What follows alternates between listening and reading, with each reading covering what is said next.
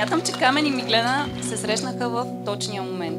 И Камен се появи в живота на Меги в труден период, успя много бързо да й върне усмивката и да й припомни, че живота е красив, а любовта лекува.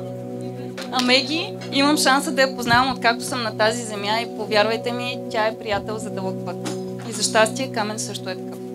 Когато двама такива се съберат, любовта устоява във времето, като партньорство, грижа и обещанието, че те ще бъдат един до друг в добро и зло, в успехи и в несполуки, в радости и в незгоди. Пожелавам ви с всеки следващ ден обичта ви един към друг да расте и никога да не спирате да гледате в една посока. Обичам ви. Здраве!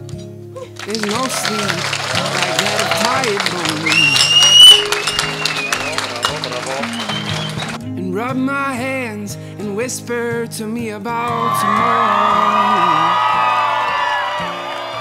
about the kids and the house and how we don't have much.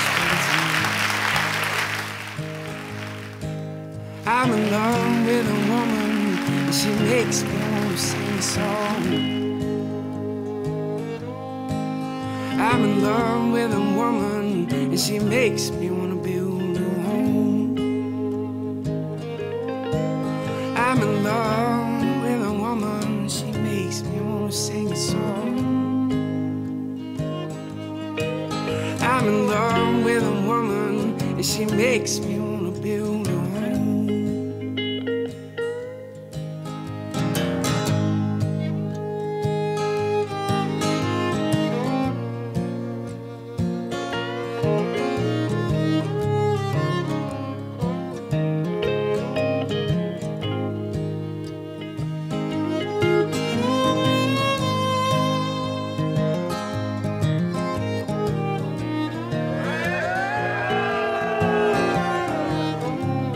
Днес празнувам с вас двамата за това, че сте се намерили, че се гледате в очите, че си пасвате, че открихте любовта.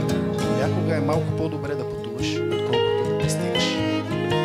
Нека това красиво събитие не е вашата дестинация, ами началото на едно пътуване. Изпълнено щастие, много любов, разбирателство, силна подкрепа един към друг и съвсем малко предизвикателство. Началото на вашето семейство. Бъдете здрави и се обичайте. А сега нека всички заедно кажем на здраве за новото семейство Бочеви.